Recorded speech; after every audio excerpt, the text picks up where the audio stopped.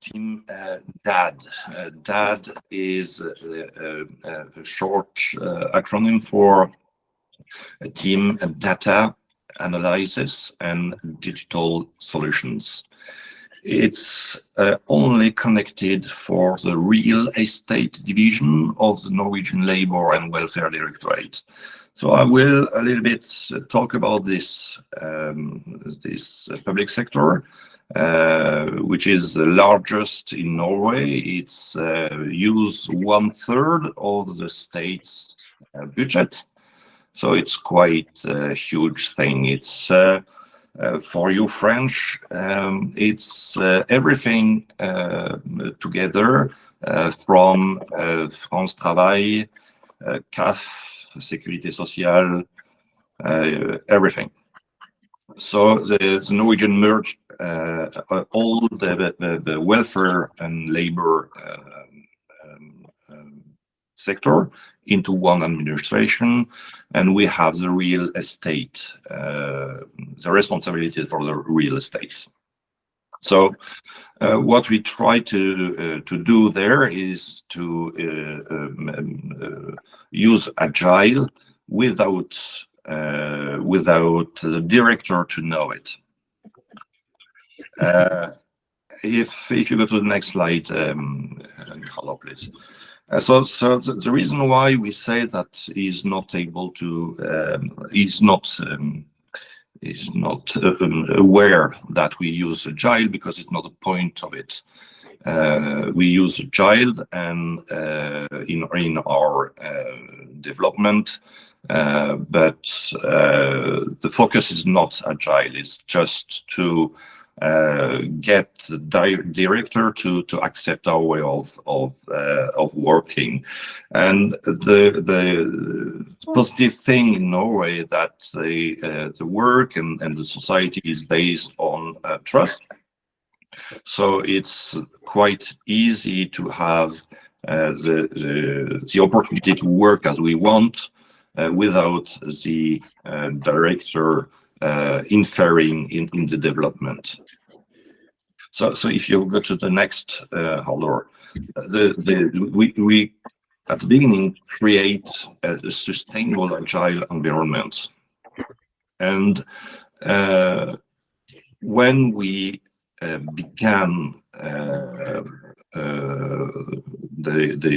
working with the team, we asked the director. Okay, we didn't ask what do you need. We asked him, why have you create this team?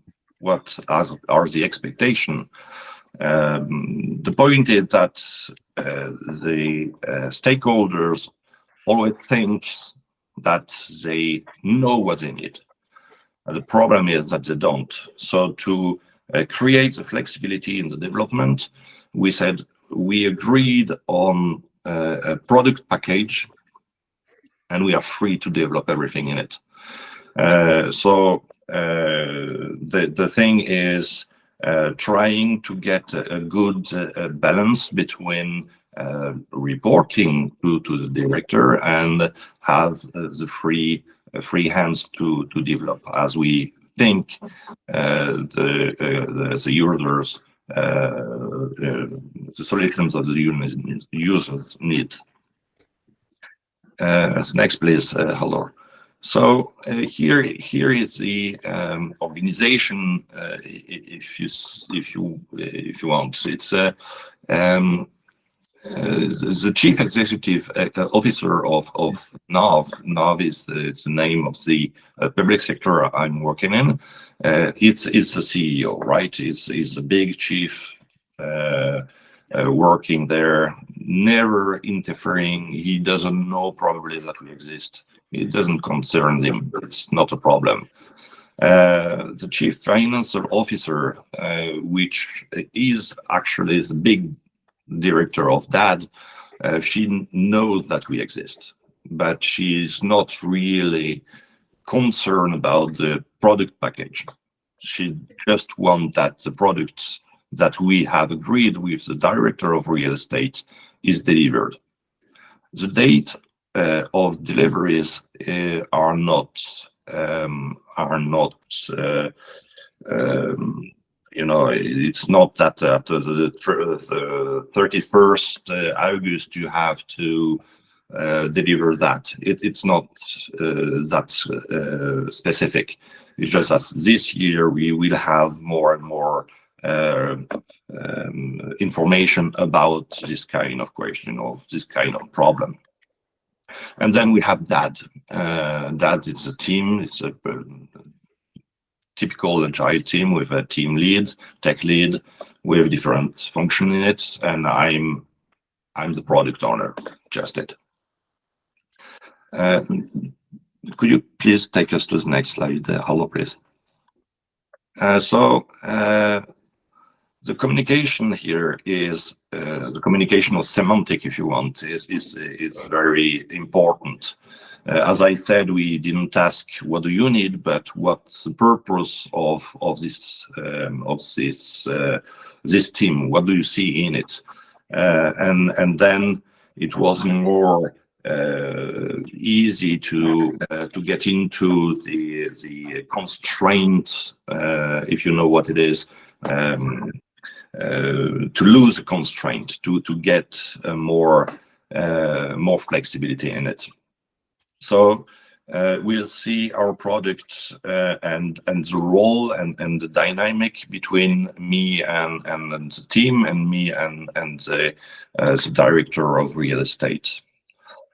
In the next slide, it's the product that we agreed on with the director is to assure data quality. It might seem natural, but it's not. It was very dirty data, so we had to wash to make secure, and we explained to the director that it's not possible to make probable analysis if you don't have proper data. So they have an accept for it, but we needed to explain them that they needed to be done. Then we make the data available to report. It means it seems to be natural, but it's not. Usually it's only for report, and that's what we call for indicators. And indicators, it just show a situation. It doesn't explain it, but that's the stakeholder is used to.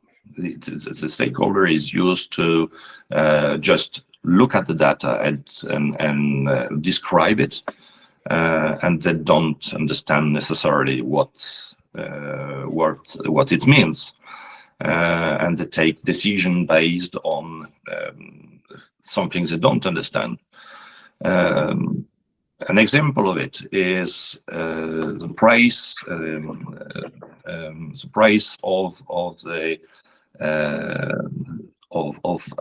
an office.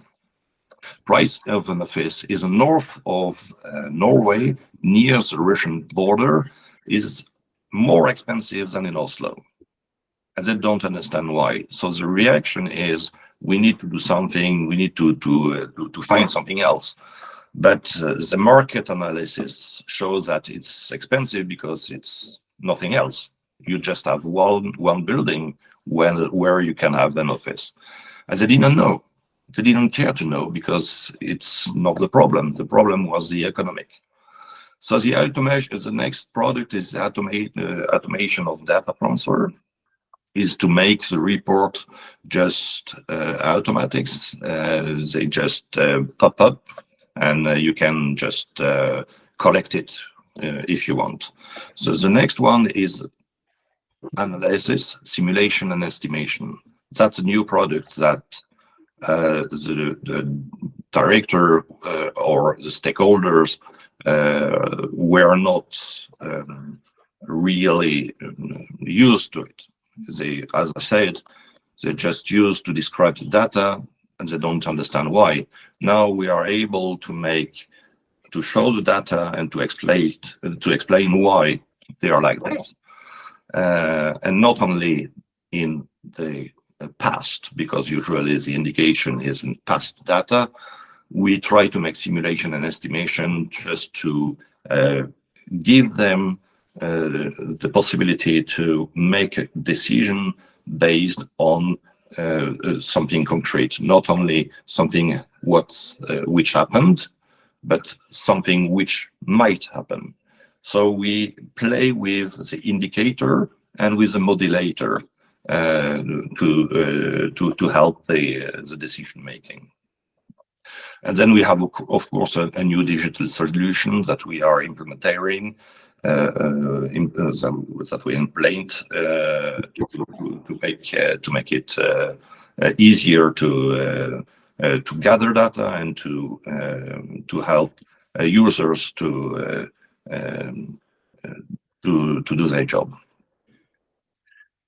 Next, it's the role of the product owner. Actually, the product owner in our case is a little bit different than what you might be used to, because the director is what we call the solution owner. He and I manage the welfare of the team, and that the team is able to work as they should, and the team the team members are not concerned about the administration thing. They just do their job, and they are completely free for administrative things. So I assure that the stakeholders are informed. I assure that the product are known and validated. I'm the contact between the team and the director, and we find the solution for the team problems. As I said, we do the administrative works, and we are sure, of course, of the finances to make the development continual. Sorry. And I sit always with the team to get involved with the team, to be there to help them to take decisions, and to gather the needs of the team. And I have a direct contact with the director, and then we take the problem almost automatically. We don't need a special day of the week or in the month to resolve the problem. We just take it. Okay, next slide. It's the relation between me and the director of real estate. It's as I said, we meet regularly. We meet every day, and we discuss the progress, of course, but it's not very a formal report. You know, we don't write everything. The team has these logs. So it's no need to make a huge report with different explanation for what is what. The products are in continuous development, so it's not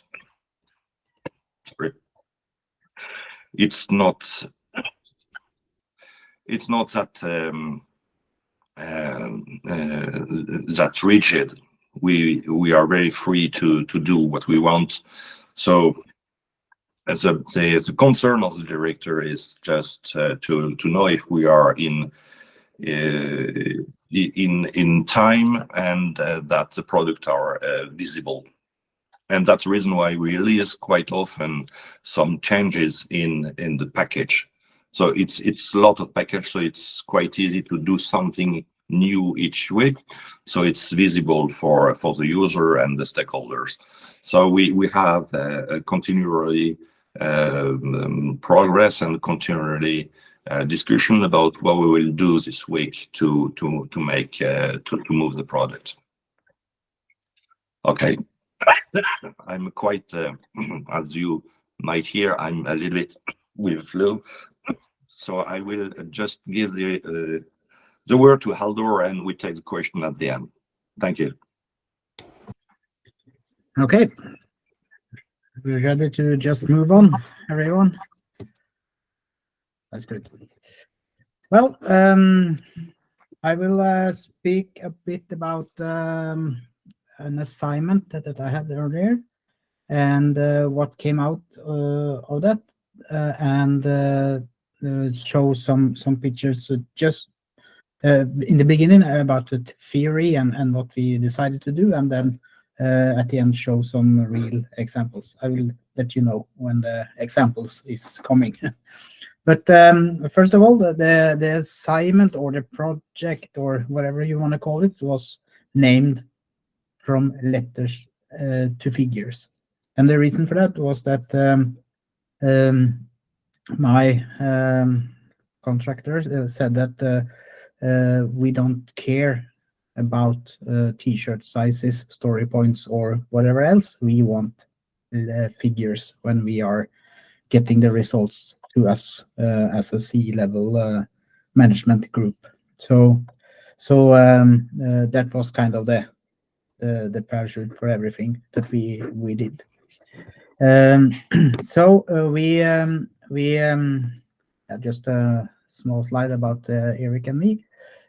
So you can know a little bit more about us, and you have heard Eric now. And if you want, you can also scan this QR code and get in touch with us. Well, this was my assignment with the C-level management group. And from my first day at work, I was told that they wanted to be agile. And they also needed to be, because they had made the decision several years ago. And between that and when I came in, it was this pandemic. So they hadn't got that far that they wanted to do.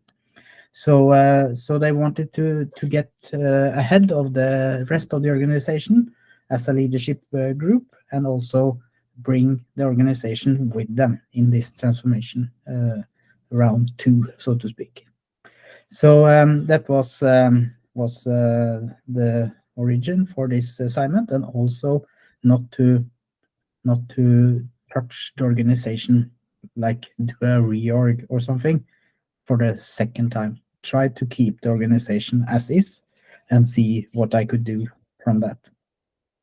And as a timeline, they started back in 2018 and said that we need to be, we want to be agile. And from that, they went into COVID and the pandemic that held them back. But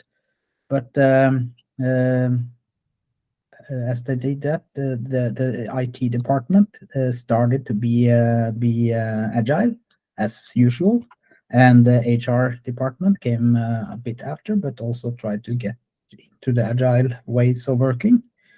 But when I came in 2022, they wanted to see what they could do in total. And what we came up with after me being there was that I have been coaching and training the C-level management group, and we made this management pyramid that I will be talking about now, but also an internal agile framework called value realization framework. That was a kind of a combination of a lot of frameworks from different theories that they have been hearing about and also tried out. So this was kind of a tailored framework just for them. And we also looked into the budget process, because that was needed to get even more agile.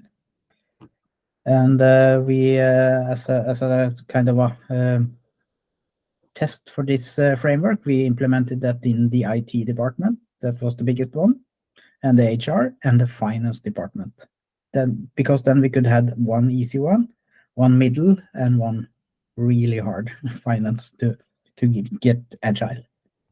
So from now on, they have implemented this into the rest of the teams, and if needed, they call me if they don't figure it out themselves. So it seems like it's still working very good, and I had a contact with my contact last week, and that was good feedback on what we have done and what they have adjusted since I left, because they have done some adjustments, of course. So this was kind of the picture of the organization when I came in the first time. The problem was that there was a lot of players in the field, and they didn't care if they were on the same team or not, but they had they were playing ball, and some of them were really engaged, some of them were not engaged, and there was a lot of people just standing by and watching what was happening. And the goals were not aligned as well. So this picture kind of describes the situation. And my first question when I was there was, what will happen when this scale get even more players on the field and more goals and everything, and try to get everything engaged in between and so on. So they saw that this was kind of a chaotic situation, and was really keen to do something with it. So to get rid of this, we started to build this kind of the whole holistic view of the company, and we were talking a lot about business agility and what this meant for in kind of by the book, but also within what we are trying to achieve, and how that could be achieved combined then. Because by the book they said one thing, but that one didn't fit them exactly 100%. So we needed to see what we could get out of this management pyramid that we came up with, and see what this could be combined then in the ways of working in that company. So some of this was to make an organization that was fit for and could respond to changes really quick, because they didn't want to get into the same situation again if there was a new pandemic or a new thing that could halt them to move forward. So they wanted to be prepared and also be responsive to changes all the way. So we built this management pyramid in 4 stages. Stage 1 was to emphasize to keep the control, emphasize the control in the company, but also give freedom to and autonomy to the organization to work as they wanted, as long as we were aligned on the goals. And on stage 2, we needed a model to have them all understanding the complexity of what they are doing. Most of all the leaders, but also the organization itself. And on top of that, we had progress and alignment across the teams, because they also wanted, as you saw in the first slides, they wanted to get rid of a lot of reporting that they had when I came in. And of course, at the very top, they wanted to be specific about the goals and how to measure them and how to see how they met the goals then. So just a quick look at this one is that they wanted to have clear mission and vision and give an autonomy to the organization. I don't want to dwell too much about this because of the time box here, but the goal was to build trust in the organization. So they would give trust from the management group to the teams, and the teams would give trust back to the management group. So they had a common understanding on what's happening in the company then. So what we wanted to get out of this was that we would have a sustainable future, like I said, to see that they could handle anything that happened, and also have some clarity about the mission and vision and so on. So that was kind of the ground stone or pillar in the pyramid. That was trust, and this is built on the tight loose tight thinking model. That's not a framework, but it's a thinking model that we used to achieve this one. Sorry. Yeah, of course. So this is illustrated here by setting clear goals for the company, and also visions, the direction of the company, and so on, and also set the constraints. That's also kind of important to do. And this was then measured by the results, of course, what learnings they have achieved, what they could get out of the hypothesis that they are working with, and so on. And if needed, make some change. That could be both in the way of working, but also the goal could change. So that was kind of what they could see in the beginning and in the end. But in between, they had total autonomy with this. So they could use whatever framework they would do, or work in the way they wanted to, or what time of the day they wanted to, just as long as they met the goals and had the direction of the company. So that was kind of the ground pillar, as I said, with this. So the next stage in the pyramid is then to get awareness of the complexity in the company, what's needed to see both in the ways of working, but also how to make decisions in different situations. So this was to have, let's say, control over the complexity in the company then. So here we looked at the Cynefin model from Dave Snowden, just to have that in mind when setting up the goals for this stage in the pyramid, to have a be aware of where we are, in which situations we are, and how to make decision in the different domains, and so on.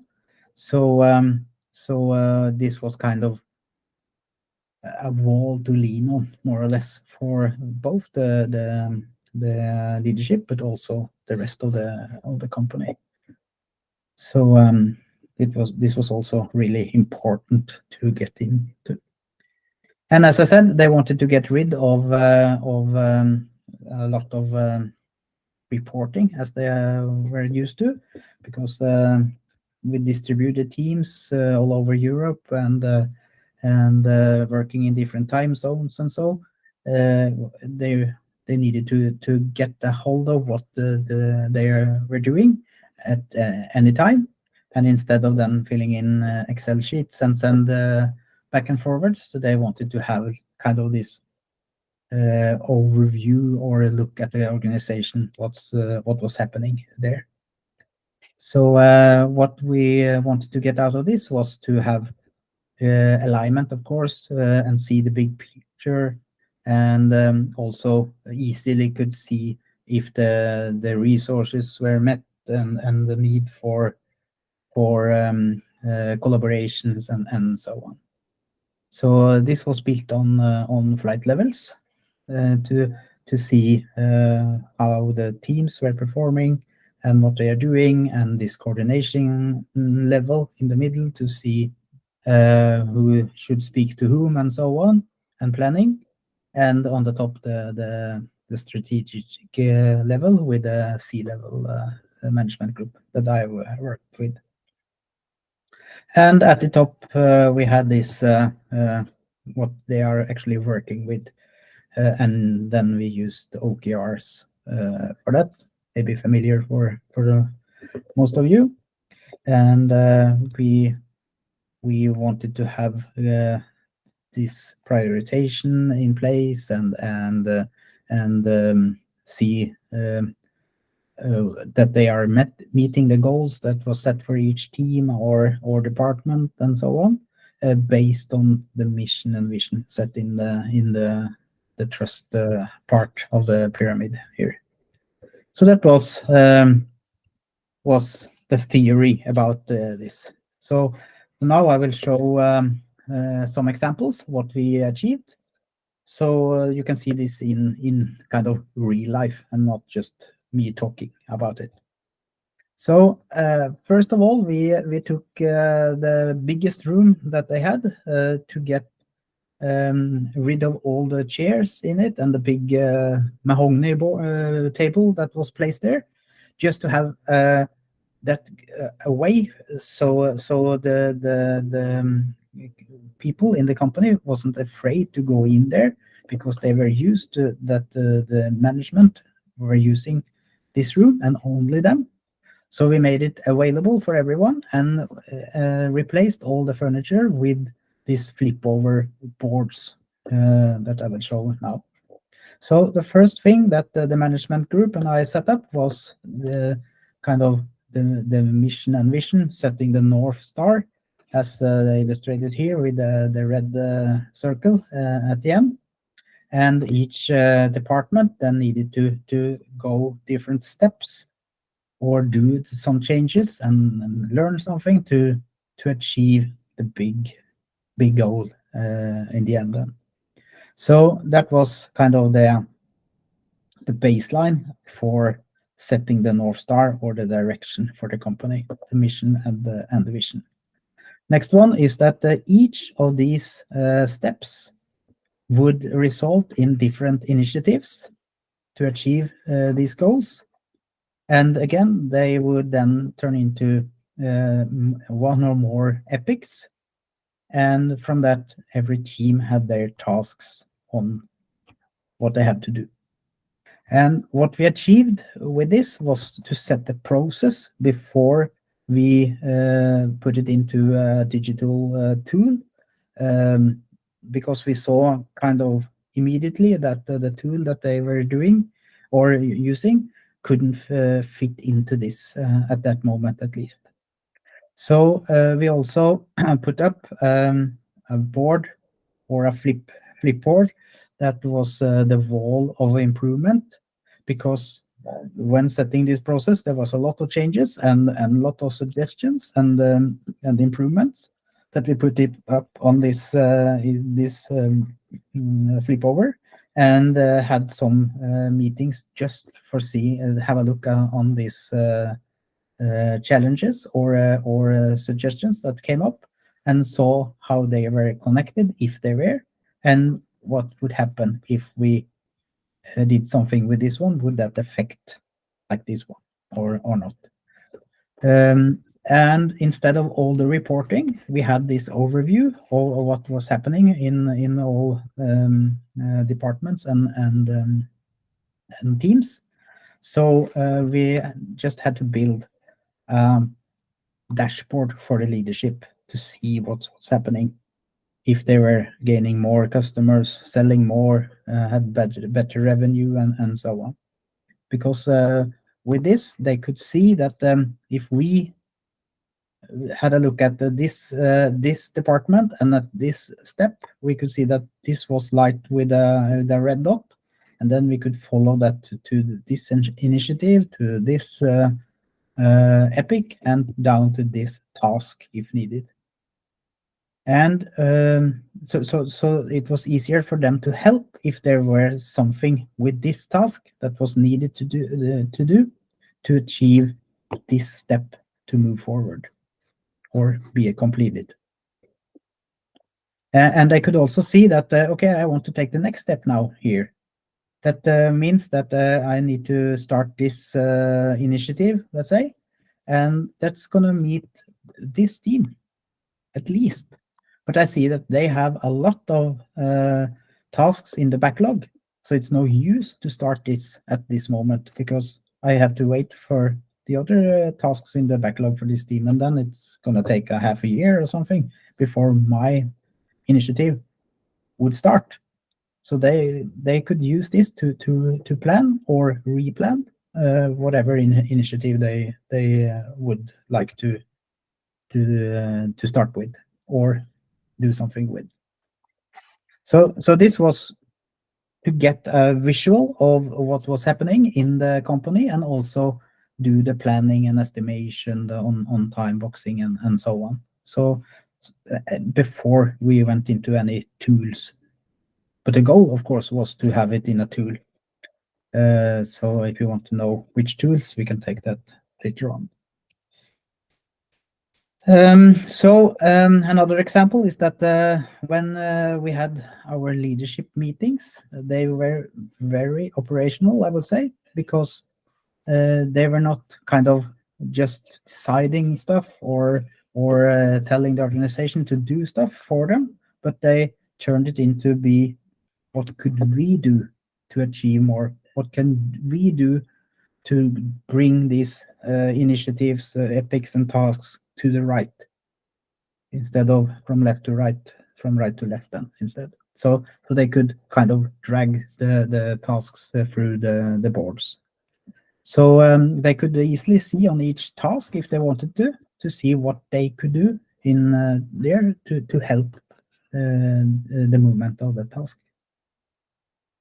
And also when doing capacity planning as well.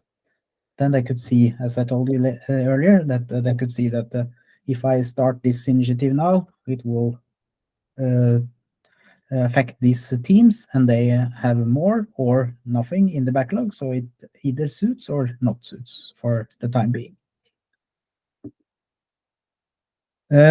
We also started to use a team API. That meant that we made up a kind of an overview of each team, what they are doing, what they are delivering, how to get in touch with them, and what they can give for services to others. And also to see which other teams are they collaborating with at the moment, and which teams are they gonna work with in the future. So they could easily see then that we have dependencies to this team and this team, and they are starting on this initiative now, so we need to keep space in our team because we know it's going to come some tasks from them that we have to solve, and vice versa. So that made the coordination level really easy to see and plan for the next time slots or sprints or whatever they wanted to call it. So this was really useful to see where the different teams kind of hit each other then. So this is based on the team API template that Matt Skelton has done in team topologies. If you want to download it and use it, so just search for team topologies and team API then. So the most important thing that we did that was that we had a lot of workshops and learnings about how to get from a worker to a self-leading man or woman or team for that sake, and how to turn a boss into a leader instead of just telling what to do. We would have trust in the whole organization. So that was based on a lot of different levels of ways of working. So instead of waiting for things to do, tell me what to do, they turn then into, I see that this should be done. I think that I should do this. I would like to do this, and so on. And also then align this with the management as well, just to see that we were on the same level. Because if you as a worker just waiting to be told what to do, and your leader is having 100% trust to you and just want to see what you've been doing lately, and you haven't done anything because you were waiting for him or her to tell you what to do, that was a misalignment that we needed to adjust them. Either way then, just to meet each other and work on how to go to the next level then, to be self-organized or be a trustful leader at the end. So this took some time, but it was really meaningful and gave good results in the end. So as I started with was from letters to figures, and then it more or less turned out to this dashboard that I showed you earlier. That instead of reporting T-shirt sizes, they could just see what was happening in the company and see on the big picture and the figures how the company was doing, both in, of course, sales and so on, but also happiness in the organization and down to each team member if they wanted to follow up. So what we achieved when I was leaving was that we had a good portion of agile ways of working, of continuous improvement. We got people to talk each other, even if they talk in different both languages and so on, and also got them to work together, even if they had different backgrounds or culture and so on. We achieved happiness in the company, as I told, and also less reporting and so on. And we also had different types of communications, of course, both from mails to internet to Slack, whatever, just to get more done in the whole run. So this was our achievements there.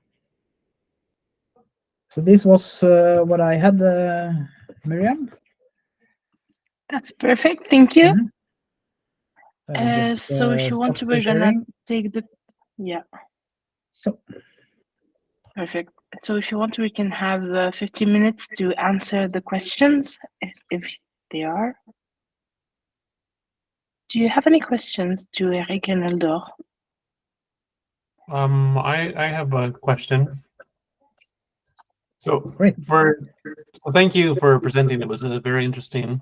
I like how you were agnostic on the frameworks and you worked into a way that used Cynefin and it was more adapted to the local culture. Mm-hmm. I'm interested in how you worked with the managers to help them start to shape their behaviors. Because frequently we see we want you to go agile and the managers say we'll stay the same. So how did you change their behavior so they could become a catalyst for change? Well, that took a lot of beers, first of all, just to get some psychological safety within the group, because I spent like almost 3 months just to get into each person's inner private circle, so to speak. So I knew what they were capable of and what they were thinking and how to merge this into each other, because the problem, first of all, was that none of them wanted to admit that they didn't know how to do agile, and either they didn't want to give trust on certain tasks that they wanted to make the decision themselves. So we had to start with a really small things. Let's say to order a pen in the beginning, and then to having responsibility for the budget for a department or a team in the end. So there was a lot of working with the group and doing stuff with them so they could kind of relax and talk to each other, not just only professional and bragging about what they have achieved and how much better I was than you and all of this stuff. But that took a really long time. I would say 3 months to get there. When we finally were there, it was easy to implement agile stuff, and I had a really good time with them from advice from Alexander, who's also here, to have this, to read some frameworks, some books and so together with them, and make them reflect on every page actually, but at least every chapter or so that they could read. And then we had a reflections workshop on that to see if they understood and how this could be used in their in their organizations. But it was also really important for me to tell them that we are not taking this book and saying that this is the way we are doing it, but this is just to get impulses to see what we could put together to see or to achieve what they wanted. So, Okay, thank you very much. was there anyone else who had Sorry, I questions? was on mute. We don't have any questions in the conversations, but do you have any questions in here, please?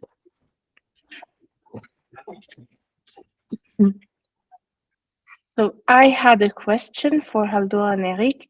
So I discovered that it was tight on your conference in Agile Grenoble. I was wondering if people here know this method or this practice, and I was I wanted to, if you could explain it in 2 minutes, please. I found it pretty interesting. Yeah, if I can use a metaphor. If I can get back to the slide deck, I will show you one thing. Just give me 1 sec. So maybe you can explain it on a quick way. There it is. So if I just share the screen again, this one. So the thing is that you set clear goals and set a vision, the direction, or whatever you want to call it for the company, and which constraints or structure that you need to have in place. From that, you give full autonomy to the organization with trust, so they can work however they want, as long as they meet the results or keep the eyes on the direction and keep learning about it and see if they can adjust the way of working or they need to adjust the goal for that sake.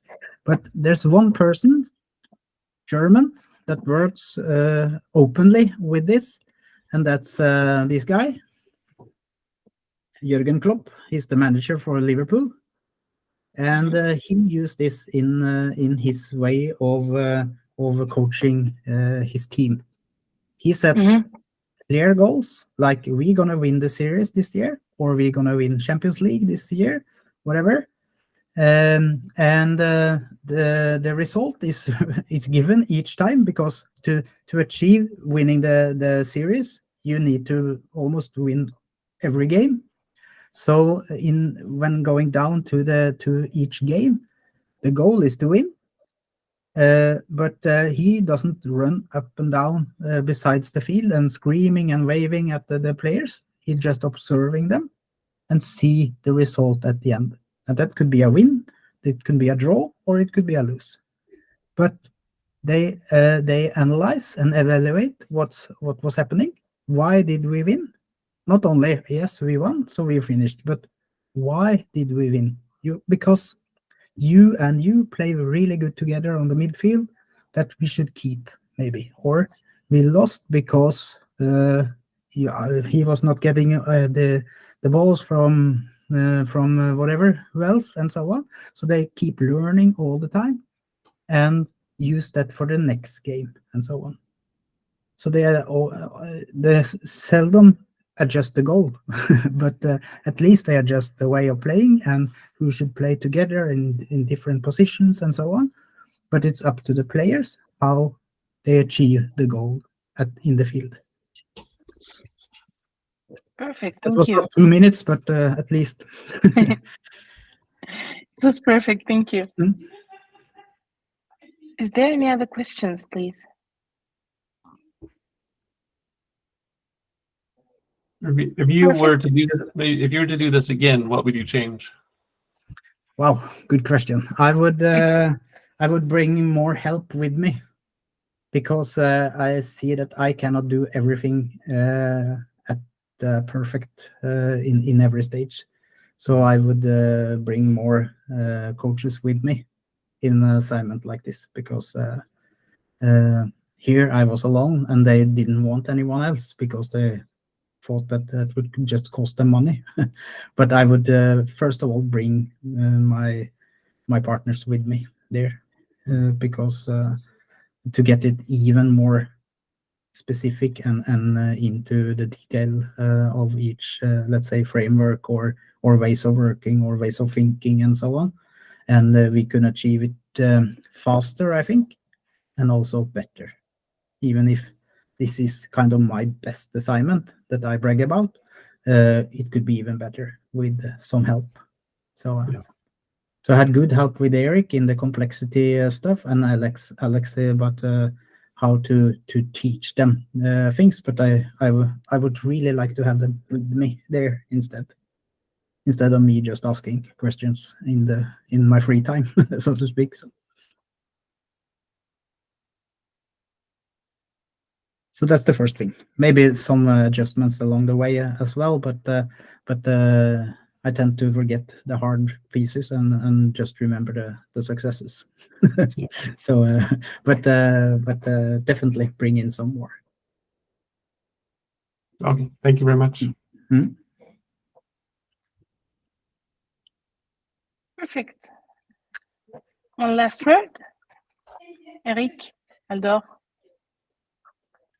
Yeah, I could just add that speaking of the titleless tight thinking model, it's really important to think that, or know that this is just a thinking model. It's not a framework that you can place in an organization. But also, what we often see is that getting there is also an adventure in itself, because we often meet like a loose organization, or maybe loose organization where there's no clear goal and not any consequences if you don't met the results and so on. But instead you have this tight in the middle, so you have process for everything. Go to the bathroom or do whatever you want to do, you have a process for it, and that's the hardest thing to get rid of in that kind of organizations. So we spent some time on that to see where we are when we start with this. But I tend to ask in everything we do in an organization, when we have agreed on using the titleless tight thinking model, I often ask them when they are trying to do something or make a hypothesis or whatever, I ask them then, how would this look like in your titleless tight classes? So they can kind of just think of it when trying out things and so.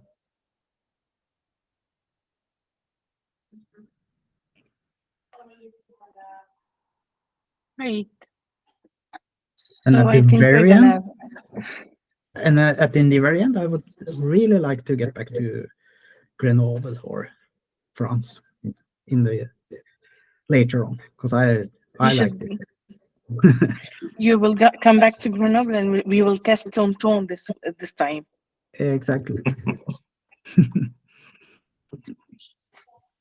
Perfect. Eric, do you want to say something, or we can? Perfect. It's perfect, thank you. My voice is not top notch right now, so it's possibly better I just say nothing. Okay. So thank you very much for coming to this meetup, and thank you once again, Eric and Halldor, for coming and presenting your work. And I wish you a great evening, and maybe till next time at Grenoble. Thank you. Likewise. And see you in any way later. Bye. Bye-bye. Bye-bye. Thank you. Thank you. Bye-bye. Thank you. Bye. Bye.